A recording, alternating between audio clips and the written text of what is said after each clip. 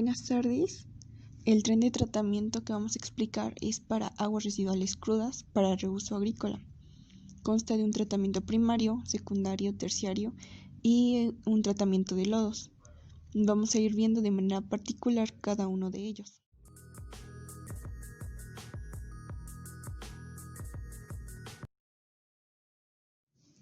Bueno, el pretratamiento se refiere a la eliminación de materia muy voluminosa, como pueden ser los trapos, las piedras, botellas o materia pesada como la grava y arena. Y es necesario removerlo para evitar que interfieran con el tratamiento y para evitar que dañen los equipos. Como primer punto tenemos la entrada del agua residual, pues pasa por rejillas y pues una rejilla generalmente de tamaño uniforme se utiliza para retener los sólidos gruesos que existen en el agua residual. Y estas pueden estar constituidas por barra, alambre, varilla, telas metálicas y las aberturas de su tamaño van de 1.5 a 5 centímetros, en rejillas, y en rejas pueden ser de 5 a 10 centímetros. Una vez que el agua ha pasado por las rejillas, pasa un desarenador. Este se emplea para remover gravillas, arenas, cenizas y pues otros materiales inorgánicos. Su objetivo es evitar abrasión o desgaste excesivo en los equipos mecánicos de una planta de tratamiento. Un desarenador generalmente se ubica después de las rejillas y antes de la sedimentación primaria. Al usar el desarenador se busca remover pues un 100% de las partículas inorgánicas de tamaño igual o mayor a 0.21 milímetros y dejar en suspensión material orgánico. El desarenador que se utiliza en este tren de tratamiento es un convencional que es de flujo horizontal. Es el más utilizado en nuestro medio. Las partículas se sedimentan cuando se reduce la velocidad con la que son transportadas por el agua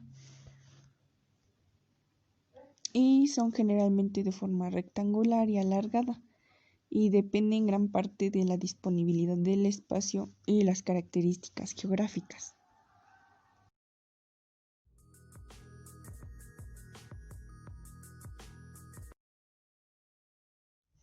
Bueno, ahora tenemos el tratamiento primario.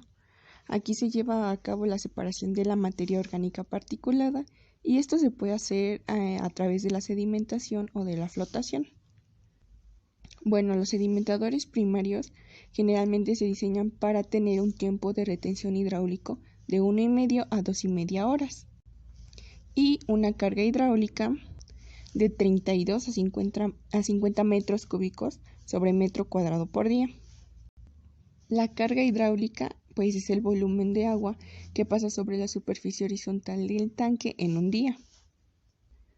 Ya en el proceso de sedimentación, los diferentes tipos de sólidos que están en suspensión presentan características de decantación muy distintas y esto depende de la concentración de la suspensión y las características de las partículas. Bueno, las zonas al interior del sedimentador son la zona de entrada. Ahí el gasto se distribuye uniformemente a través de la sección. Después, la zona de sedimentación es el lugar donde se da la sedimentación de una manera uniforme. La zona de salida, donde tiene lugar la evacuación del agua que ya está sedimentada. Y la zona de lodos, donde se lleva a cabo la acumulación de sólidos sedimentados. En este tren de tratamiento hablaremos de un sedimentador circular.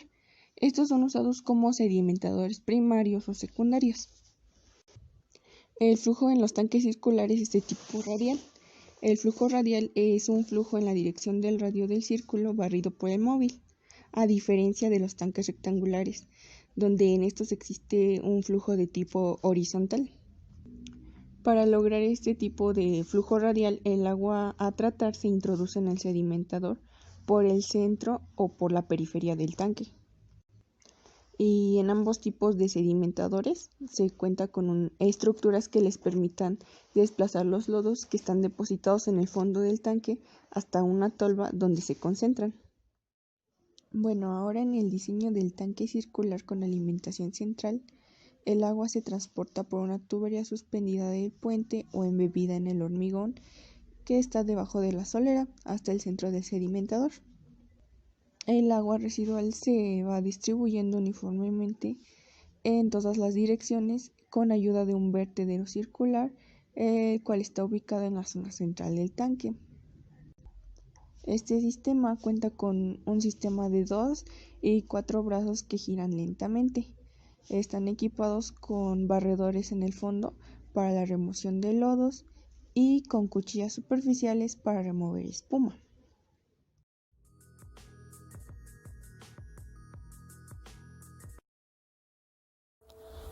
El tratamiento secundario, también denominado tratamiento biológico, se realiza mediante la acción de microorganismos que consumen la materia orgánica y transforman en nuevas células biodegradables o fáciles de retirar. Estas nuevas células forman flóculos más pesados que deben separarse del agua con el fin de completar el tratamiento. Dentro de este vemos el sistema de lodos activados. Es un proceso de cultivo suspendido con recirculación de lodos y puede ser un proceso completamente mezclado o un proceso de flujo pistón. Cuando se agita en presencia de oxígeno un agua residual previamente pasada por un sistema de tratamiento primario, se forma un flóculo de lodo en el que se desarrollan muchas bacterias y organismos vivientes, con lo que dicho flóculo se vuelve activo, oxidando y absorbiendo la materia orgánica. Los lodos que contienen microorganismos vivos o activos y la mezcla de aguas al tratar con los lodos de retorno se les conoce como licor mezclado. Los parámetros básicos para el sistema de lodos activados son el oxígeno, ya que las bacterias responsables de eliminar la materia orgánica en estos lodos son anaerobios, y el oxígeno es una de las principales variables a controlar.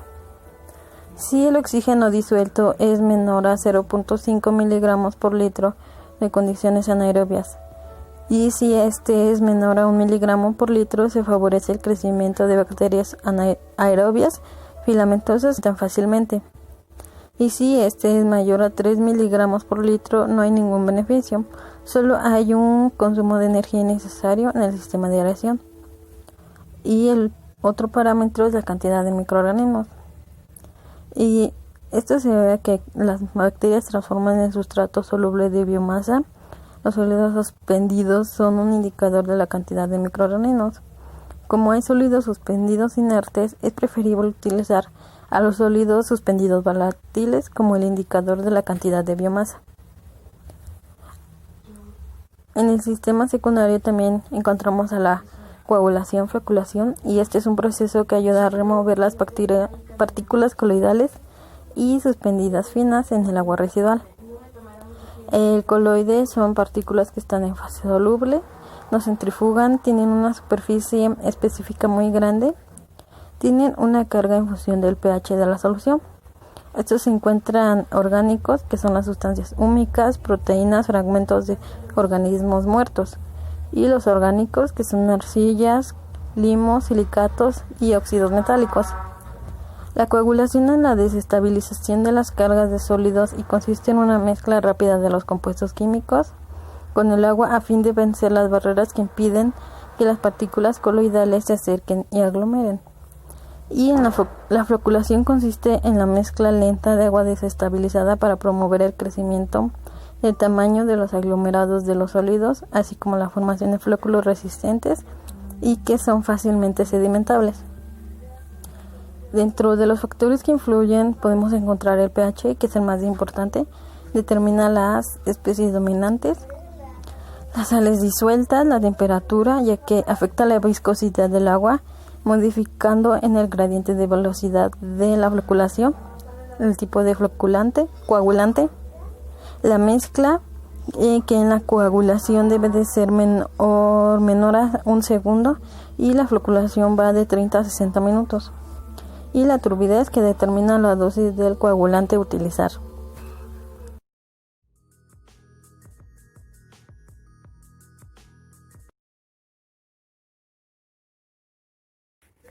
Tratamiento terciario mediante la cloración.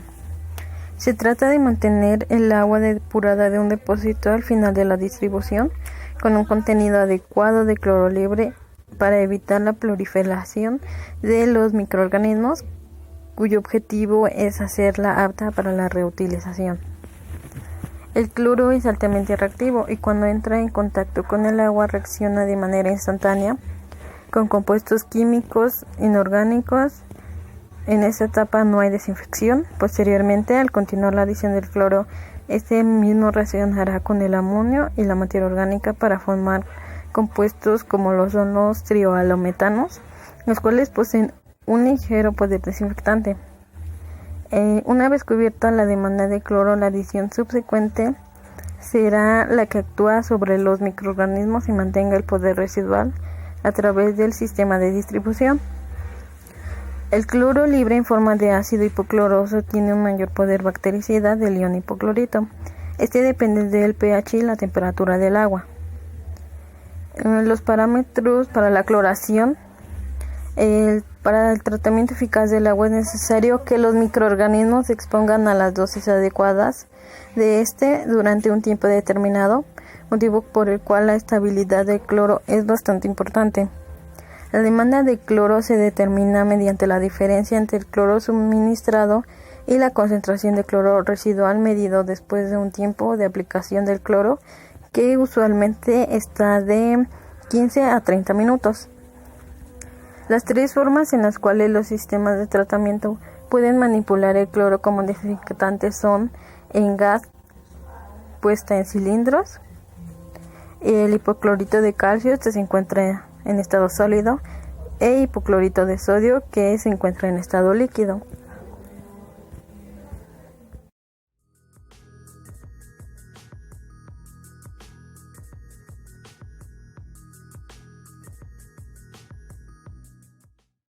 Otra parte muy importante en todo este proceso del tren de tratamiento de agua cruda es el tratamiento de lodos, el cual consiste en la utilización de microorganismos que crecen en el agua residual para poder convertirlo en materia orgánica disuelta y obtener nuevas bacterias que favorezcan el proceso. En este proceso se tratarán aguas residuales crudas para posteriormente reutilizarlas en la agricultura.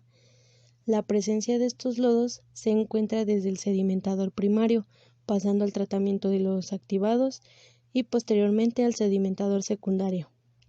Después a la coagulación-floculación, en donde se genera una recirculación con los lodos que se obtienen. El proceso de tratamiento de lodos activados da paso al siguiente proceso. En este método se realiza la caracterización del agua residual para poder homogeneizar el flujo y su carga. Este sistema se conforma de varios componentes, como lo es el tanque de aireación para mantener en suspensión y aireados los microorganismos. La fuente de aireación ayuda a transferir oxígeno al sistema, mientras que los tubos del sistema y la bomba permitirán que se produzca la recirculación de los lodos activados y de esta forma dar paso al espesamiento. Todos estos lodos pasan al proceso de espesamiento, en el cual se utiliza para aumentar la concentración de sólidos. Es por ello que el espesamiento del lodo aumenta su contenido de sólidos y reduce el volumen del agua libre. De igual forma, minimiza la carga unitaria en los procesos de la digestión. En esta parte se aplica por gravedad, la cual se utiliza una concentración de sólidos presentes y la capacidad de floculación, permitiendo la unión de dichos sólidos. La alimentación de los sólidos se realiza hacia la zona central del espesado y son distribuidos hasta el fondo. Es necesario mantener la estabilización de los lodos para de esta forma poder controlar la eliminación o destrucción de la materia orgánica presente y reducir sus concentraciones al contener microorganismos anaerobios, los cuales se pueden degradar con facilidad. La estabilización anaerobia de los lodos se aplica en compuestos orgánicos biodegradables. En este proceso se genera metano y dióxido de carbono, debido a la presencia de diversos grupos de bacterias. Para ello, el proceso se debe realizar en un reactor completamente cerrado. En él se introducen todos los lodos a tratar. La digestión se aplicó en este tratamiento de aguas residuales. Fue la digestión anaerobia. La digestión de los lodos primarios y los lodos activados es un proceso en el cual la materia orgánica se lleva a cabo por la aireación durante un cierto tiempo. Este a su vez permite una destrucción celular con una disminución de sólidos suspendidos volátiles.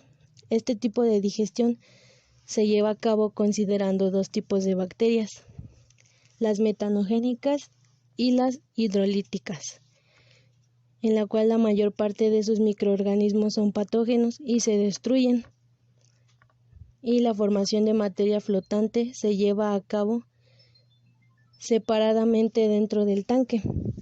En el filtro prensa es un proceso en el cual se utiliza el equipo para darle una deshidratación de lodos que fueron espesados anteriormente en el espesador.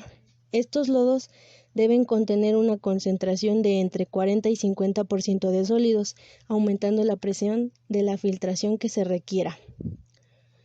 Como se mencionó anteriormente, el producto final de los lodos tendrá un segundo uso, el cual será aplicado en composteo. En este proceso se hace una descomposición biológica de la materia orgánica y ayuda a reducir los agentes patógenos, degrada los sólidos volátiles y el producto que se obtiene a partir de los lodos resultan del tratamiento de agua residual y es útil para los cultivos de la agricultura.